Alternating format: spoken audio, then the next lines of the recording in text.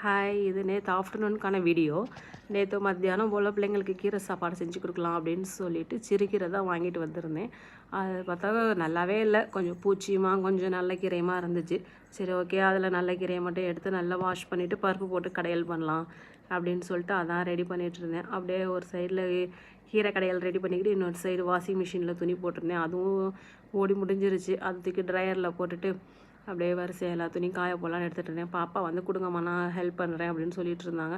சரி okay, first வீட்டை ஒதுங்க வச்சுட்டு அதுக்கப்புறம் அந்த துணியெல்லாம் காய போட்டு கொடுறான்னு சொல்லிட்டு இருந்தேன். சரி அப்படின்னு சொல்லிட்டு அவங்க வந்து வீடெல்லாம் ஒதுங்க போய் ஆரம்பிச்சிட்டாங்க.